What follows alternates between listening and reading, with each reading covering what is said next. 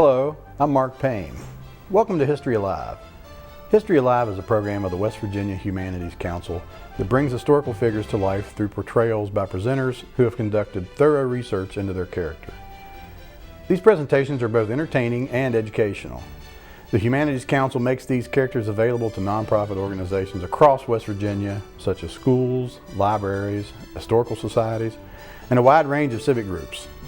Their presentation fee is paid by the Council, and we ask only that their travel costs be covered by the host group.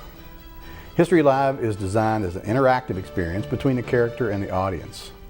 We encourage your organization or school to host a presentation and bring a figure from history for a visit with your audience or students. Having someone like Booker T. Washington or Anne Bailey come to speak to your group can breathe life into these historical figures and make them seem more real. Nothing compares to the live in-person visit. Each presentation consists of 3 parts: a monologue, a question-answer session with the character, and then the presenter breaks character to answer questions about how he or she conducted their research. The 15 presenters on our History Live roster have researched a variety of sources such as diaries, journals, letters, official documents, autobiographies, and the research of other scholars in developing their character. A History Alive presentation is not a play. It is very much an audience participation event that relies on interaction between the audience and the character. Being able to ask your own questions of these important figures from the past is a unique experience. It's difficult to reproduce the feel of an actual History Alive presentation here in the studio. Without an audience to ask questions, we will change the format a bit and have our guests sit with me for a few questions after the monologue. But we hope to give you a sample of how a History Live presentation can add to the offerings at your school or organization. There will be information on the screen at the end of this program for how to contact the Humanities Council about bringing a History Alive character to your community. At this time, I would like to welcome today's guest from history. We're pleased to have with us in the studio General Robert E. Lee. Hello. My name is Robert E. Lee. For 36 years, I performed the duties of a military officer, and for 32 of those past served dutifully for the Union as a whole, having no regard for the causes of the individual states. However, as the storm clouds of the late 50s approached, it became evident to me that certain decisions would be necessary regarding secession. I abhorred secession. I went so far as to declare that to me, secession was tantamount to revolution. But I was first a Virginian, a representative of one of those bodies that had banded together to form that union of states. My father, Light Horse Harry Lee, had served as the great Washington's most favored general. He served as the governor of Virginia for 3 terms. The very Lee family had roots that settled Virginia, settled our nation. In fact, if you review the document that declared our independence from England, you'll see that not only were there Lees present there, but 2 Lees signed that very document. Yes, like my forefathers, I believe in that experiment, the ones proposed by the great Washington and Madison and Franklin and Adams and Jefferson, the one where individual bodies banded together to form a union. But in doing so, they did not relinquish their sovereignty. Oftentimes, on occasions like this, I'm asked to revisit my memories. Most of you are aware of the fact that I assumed command of the Army of Northern Virginia on June the 1st of 1862. But prior to that, the first assignment that I had was in Western Virginia. In the fall of 1861, it became apparent that there was an effort being made to remove a portion of Virginia from the Commonwealth. And so President Davis asked me if I would lead an expedition into Western Virginia. And so in the fall of 1861, I arrived in Western Virginia, a time when the rains were coming down, and sometimes 15 hours a day, day after day after day, and it was rain, and sometimes the rain was icy cold. My title at that time was Coordinator Without Authority.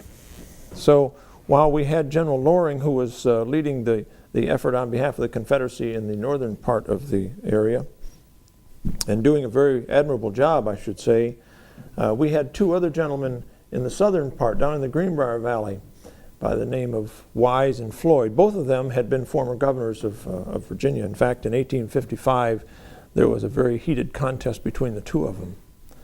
And now we had Generals Floyd and Wise, who are now leading troops in the Greenbrier Valley. And so, because of their dislike for each other as a result of the gubernatorial race, they were actually fighting each other more than they were fighting General Rosecrans, who was with the invading armies of the Union coming in from Ohio.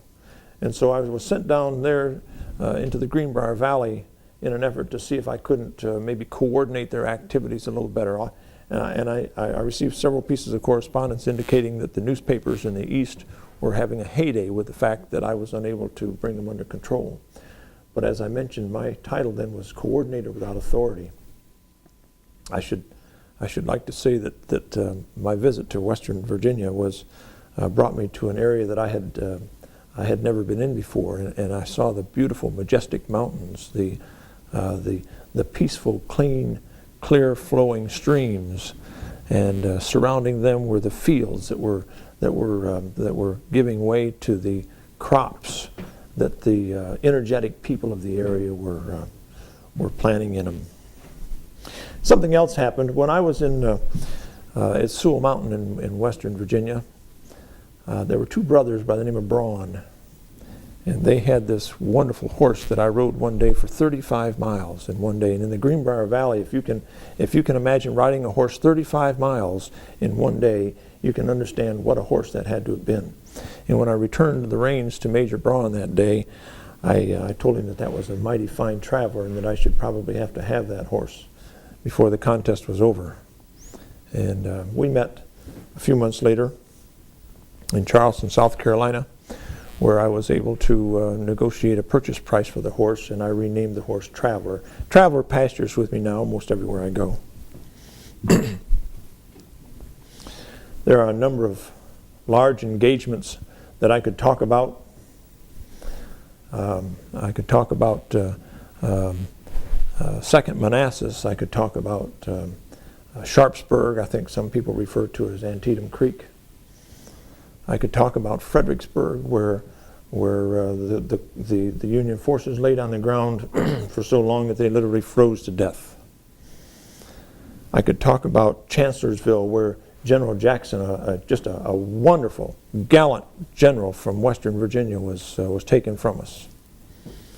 But I think probably people are most familiar with an event that occurred in Pennsylvania in the summer of 1863. We had traveled up the western slope of the Blue Ridge Mountains, and while we were traveling on the western side, the Union forces were paralleling us on the eastern slope of the mountains. And when we arrived in Pennsylvania late in June, in fact, forgive me if I digress every now and then, but you've asked for some memories. On the 28th day of June, we were encamped in Chambersburg, Pennsylvania, and while I was in a meeting, a staff meeting with some of the general officers, Colonel Taylor came in and he said, "General Lee, there's a lady out front that desires an audience with you." And I've never been one to keep a lady waiting. And so I excused myself and I went out, and the lady presented herself to me and she said, "General Lee, because of your forces and the number of Union forces that are present, foodstuffs, there's no food around. Could you supply some rations for my family?" And I immediately issued an order to provide her with some food. And I turned to excuse myself, and as I was preparing to leave, she said, General Lee, I have another question, another request, and I asked her what it was, and she said, General, might I have your signature? And my concern in looking at the lady, who was obviously well-dressed and a lady of, of means, my concern was that if she were to be caught with my signature in her person, that somebody might think of her as a spy. And so I expressed that concern to her. And she said, General Lee, I came here begging for food, and you complied, and now I'm begging for your signature. Would you deny me that signature? And obviously I couldn't do that. So I asked her how she wanted me to make it out, and she said, would you just make it out to Ellen McClellan, if you would, please? I feel certain that General McClellan doesn't have that signature hanging above his fireplace. And I feel certain I don't have to tell you what happened at Gettysburg those 3 days in July. After a 1-hour cannonade that could be heard as far away as Philadelphia, General Pickett led those gallant Virginians and North Carolinians across an open field. And from my vantage point, I could see the carnage. I could see the killing that was taking place on that field that had once provided the wheat for so many, that had sustained life, and now it was taking life. And I could see what was happening at the clop of trees at the top of that cemetery ridge. And I recognized that our forces were being decimated, and my concern was that those people, we should be ready for those people in case they came back at us. And as General Pickett returned from his advance, he rode up to me, and I expressed my concern to General Pickett and told him to regroup his division. And I should never forget General Pickett's expression and his remarks as he looked me straight in the eye. And he said, General Lee, I have no division. I know that General Pickett blamed me. And I should tell you that Gettysburg was my fault. It was all my fault.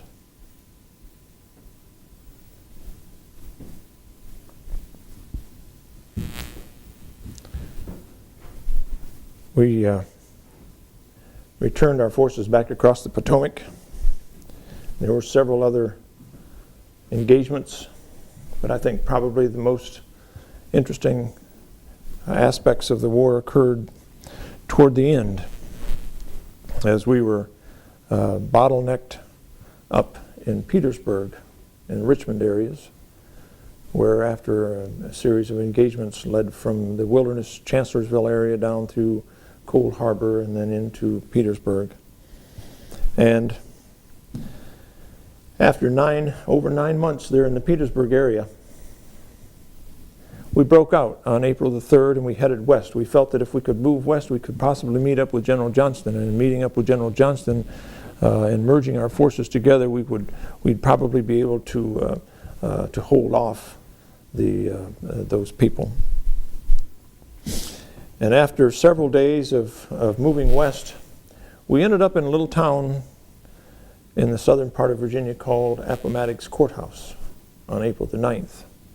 And I gave General Gordon the orders to try and break through one more time. And he returned to me and he said, General Lee, I have fought my corps to a frazzle.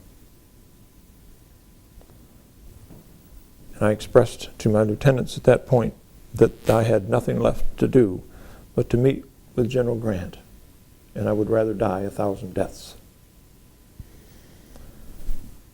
I met with General Grant in a farmhouse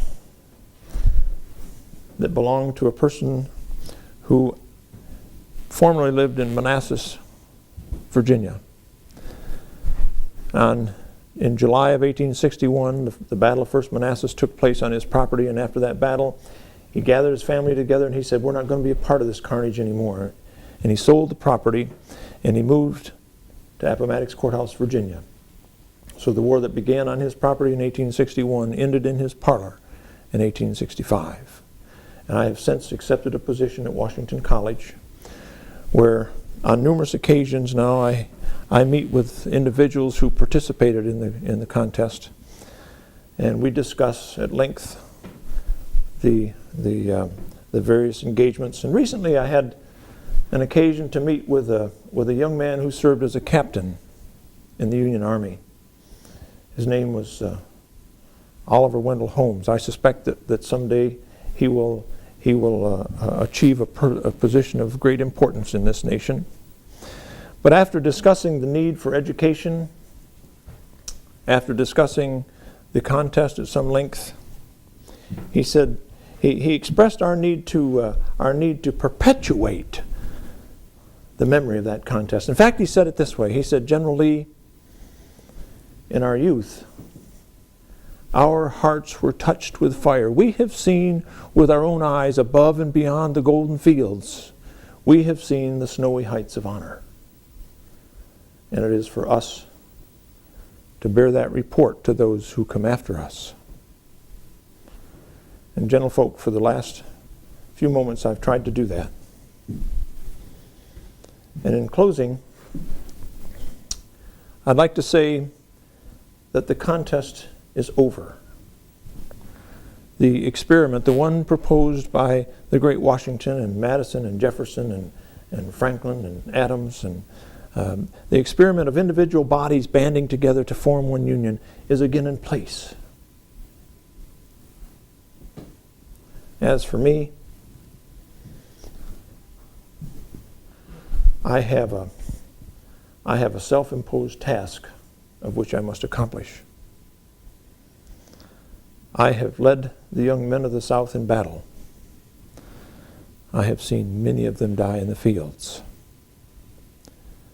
I shall devote my remaining energies to training young men to do their duty in life. And I will give that sum. Thank you very much.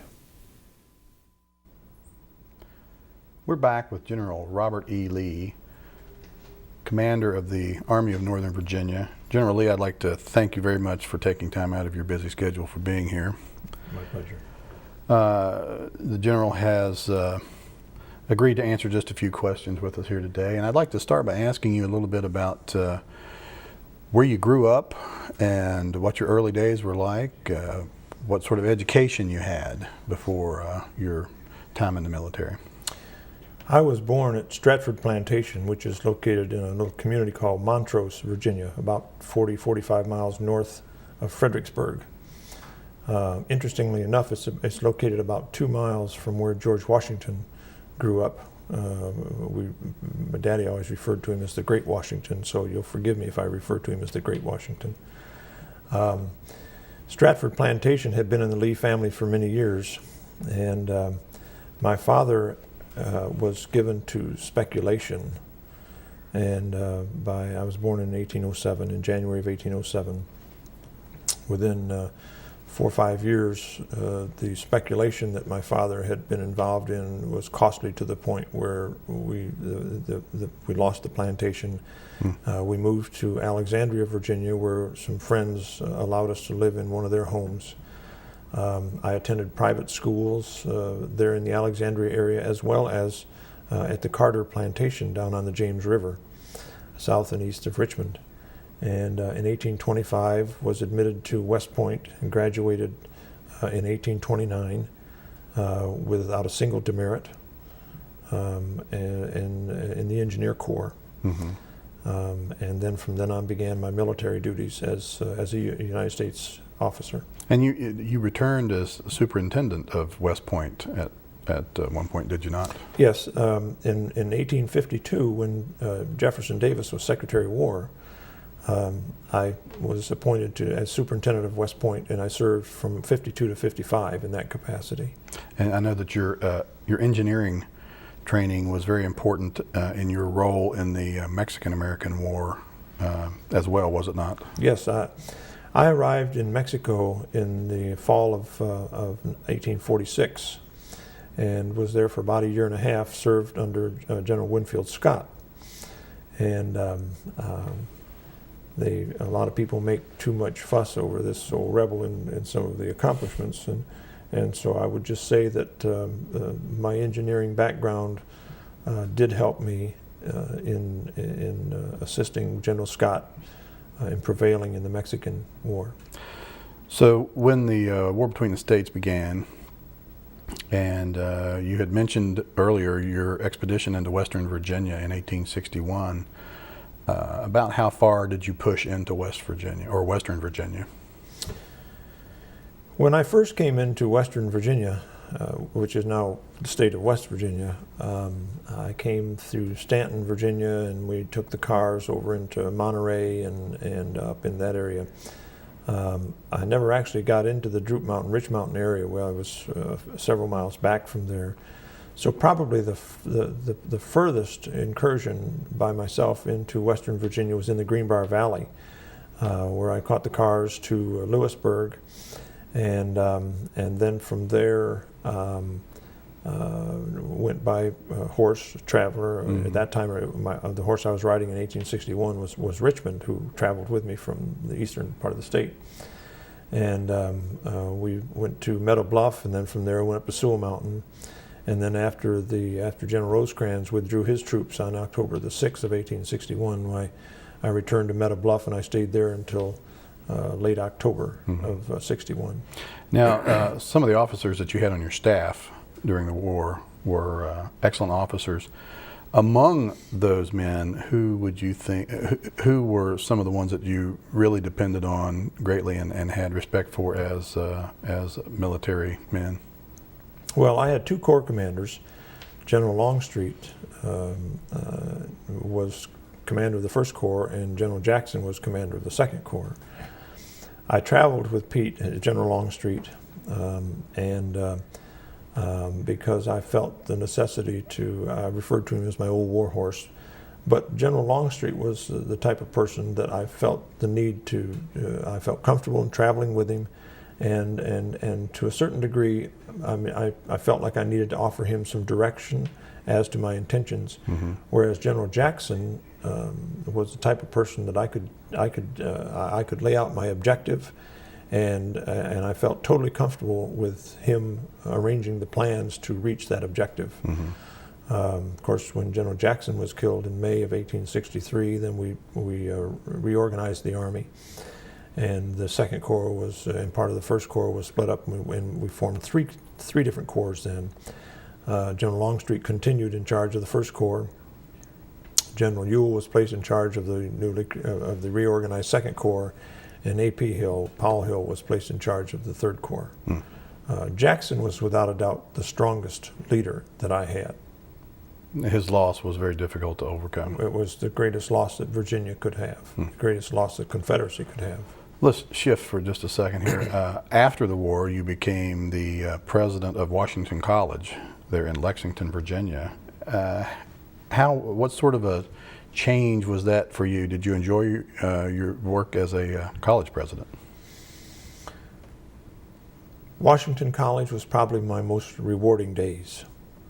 It gave me the opportunity to lead young men without leading them into battle. I could watch them grow, I could watch them mature, and I could watch them as they went out into life as gentlemen, mm-hmm. as individuals who could assume responsibilities and do greater things. That was without a doubt my most rewarding time.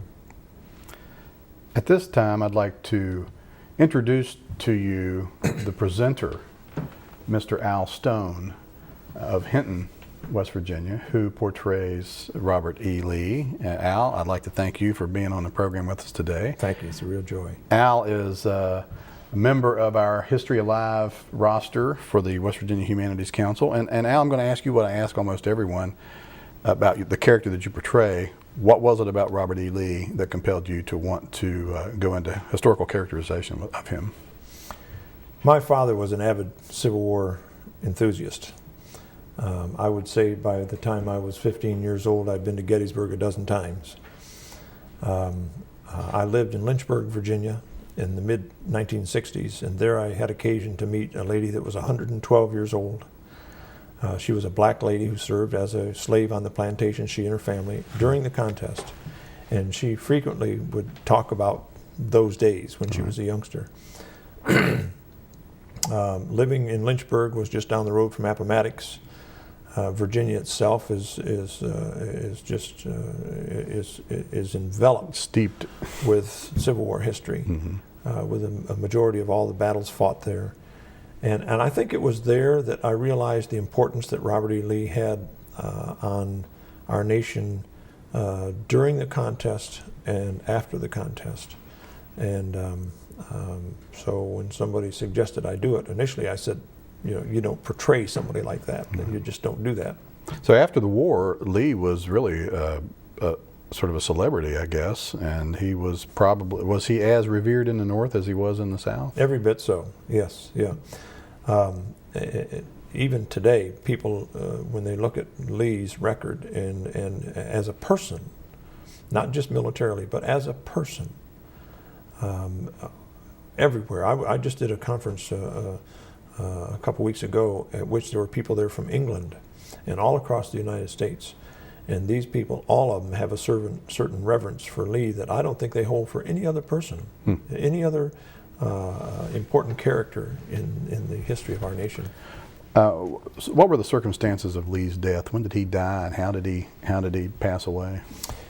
Lee had suffered from a rheumatic condition for many years. In fact, just before the Battle of Chancellorsville, he had a spell. And his heart muscles were affected and were weakened.